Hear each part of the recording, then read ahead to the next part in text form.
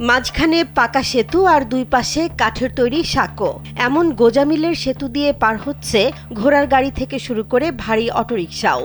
রংপুরের কাউনিয়া উপজেলার ৫ নং কাউনিয়া বালাপাড়া ইউনিয়নে ১০ বছর ধরে সংযোগ সড়ক ছাড়াই সেতুটি ব্যবহার করছেন এলাকাবাসী। পাকা সেতুর দুই পাশে কখনো কাঠের আবার কখনো বাঁশের সাঁকো যুক্ত করেই চলছে নদী পারাপার। যে কোনো সময় বড় ধরনের দুর্ঘটনার ঝুঁকি নিয়েই চলাচল করছেন স্থানীয়রা। তাদের সবচেয়ে বেশি বিপাকে পড়তে হয় রোগী আনা নেয়ার ক্ষেত্রে।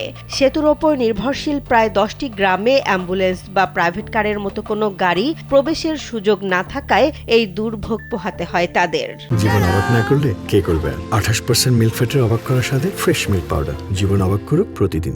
অনেকদিন থেকে এই রমে আছে তো এখন পার হওয়া খুব সমস্যা, ঝুঁকিপূর্ণ, বুঝলেন? কখন যে পড়ি যাই, আস্তে আস্তে পার হওয়া লাগে। সরকার এটা যে কতদিন থেকে যেটা এমপি এসেও আর কি ইয়া করে গেছে যে এখন মনে হলো ওই সংসদে যা ব্রিজে গাড়ি পার করতে সমস্যা হয়, যদি ব্রিজ ঠিক থাকতো তাহলে আমরা কোনো সমস্যা থাকতো না। দীর্ঘদিন যোগাযোগ বিচ্ছিন্ন থাকায় উপজেলা প্রকৌশলের কার্যালয়ের উদ্যোগে দুই পাশে কাঠের সেতু নির্মাণ করা হয়।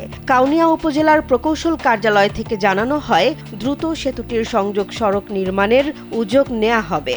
ব্রিজটি সম্পর্কে যখন আমরা অবগত হই তখন আমরা উক্ত স্থানে গিয়ে দেখি সেখানে যোগাযোগ বিচ্ছিন্ন হয়ে আছে। তো আমরা তৎক্ষণাৎ সেখানে কাঠের সাঁকো নির্মাণের ব্যবস্থা করি এবং আপনাদের অবগতির জন্য জানাচ্ছি যে সেখানে ইতিমধ্যে CIB-RR প্রকল্প হতে ভিজিবিলিটি স্টাডি করা হয়েছে এবং টপোগ্রাফিক্যাল সার্ভেও সম্পন্ন করা হয়েছে এবং সাবসয়েল ইনভেস্টিগেশন সেটাও সম্পন্ন হয়েছে। বর্তমানে ডিজাইনের কাজ চলমান রয়েছে।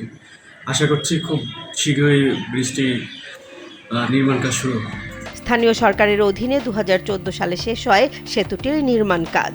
প্রায় এক যুগ পরে এসেও এখনও সংযোগ সড়ক তৈরি না করায় জনপ্রতিনিধিদের দুষছেন স্থানীয়রা। সংশ্লিষ্ট এলাকার গ্রামীণ মানুষের জীবনমান উন্নয়নে সেতুটির বিষয়ে কার্যকর পদক্ষেপ নেয়ার আহ্বান তাদের। জেসমিন জাহান, কালবেলা।